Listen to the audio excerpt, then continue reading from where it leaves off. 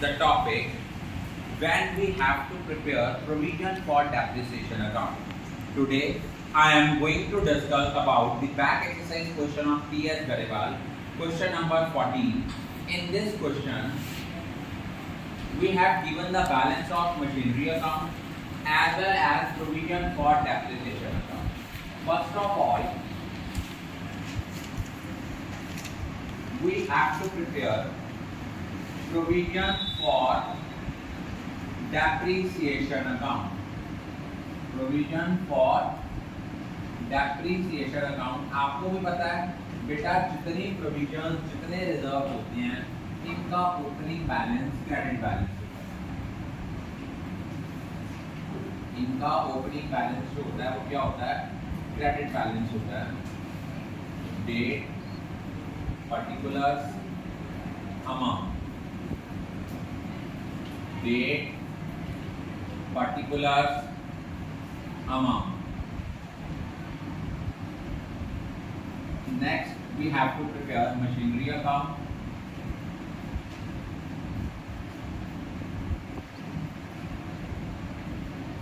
Debit, credit.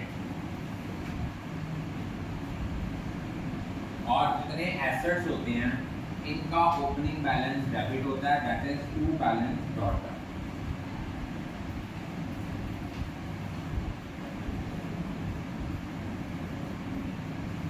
Date, particulars, amount. और paper में मैं आपको बता दूं ज्यादातर प्रोविजन फॉर डेप्रिसिएशन और एसेट डिस्पोजल में से पेपर आ रहा है पिछले 2-3 सालों से, क्योंकि DAV board has raised the level of application based questions in the question paper.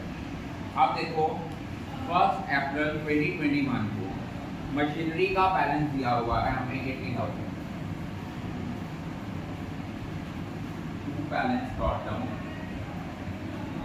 80,000 और उसके बाद हमें प्रोविजन फॉर डेप्रिसिएशन का ओपनिंग बैलेंस दिया हुआ है 36,000। उसके बाद देखिए क्या गिवन है। On 1 April 2021 they sold a machine for 8700। इन्होंने उस मशीन को कितने का बेचा 1 अप्रैल में? 1 अप्रैल 2021 को इन्होंने उस मशीन को बेचा 8700 का। उस मशीन को इन्होंने 2017 में बाय किया था 16,000 का और डेप्रिसिएशन का रेट है 10% per annum on straight line method. अगर हम अब देखो हमें क्या करना पड़ेगा, जो एसेट हमने बेचा है from the date of purchase till the date of sale, date of purchase से लेकर till the date of sale जो उसकी डेप्रिसिएशन है वो हमें कहाँ ट्रांसफर करनी है? एसेट अकाउंट में। जब भी हम प्रोविजन फॉर डेप्रिसिएशन अकाउंट बनाते हैं, अगर कोई एसेट बिका है from the date of purchase till the date of sale, we have to transfer the depreciation to asset account. अब 1/4/2021 को हमने जो की वो डेप्रिसिएशन देखो 2017-18 की डेप्रिसिएशन आई 1600, 18-19 की आई 1600, 19-20 की आई 1600, 20-21 की आई 1600। टोटल डेप्रिसिएशन कितनी हो गई? 6400। इसको एसेट अकाउंट में शो किया by provision for depreciation account. 4 सालों की जो डेप्रिसिएशन थी ये हमारा बना 4, ये बन गई 6400। अब इट मीन्स 16,000 में से 6400 आपकी डेप्रिसिएशन थी, तो नेट बुक वैल्यू कितनी हो गई? नेट बुक वैल्यू हो गई आपकी 9600। 9600 की चीज को कितने का बेच रहे हो? 8700। इट मीन हमें लॉस कितना हो रहा है? By profit and loss, that is loss on sale of machine, ये हो रहा है हमें 900 का। उसके बाद उन्होंने कुछ और कहा है, और उन्होंने कहा है फर्स्ट, और कुछ नहीं बताया हुआ। अब हम लोगों ने इसका बैलेंस, क्लोजिंग बैलेंस निकालना है 31/3/2022 को, टू बैलेंस कैरी डाउन 36,000।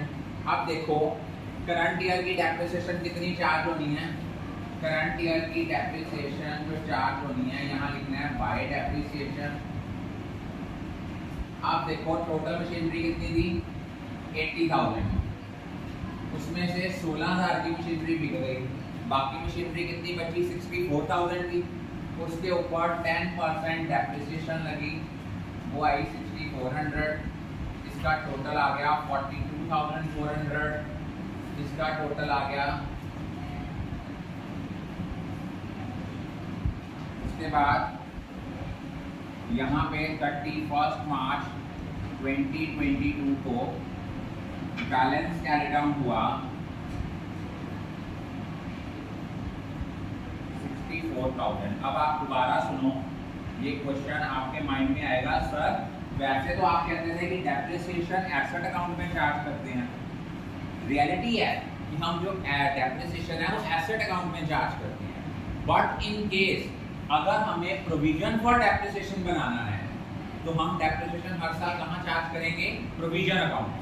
और अगर एसेट बिका है from the date of purchase till the date of sale, जो उसकी डेप्रिसिएशन है उसको कहाँ ट्रांसफर करेंगे, asset account. Is it clear? I think all of you are clear about it.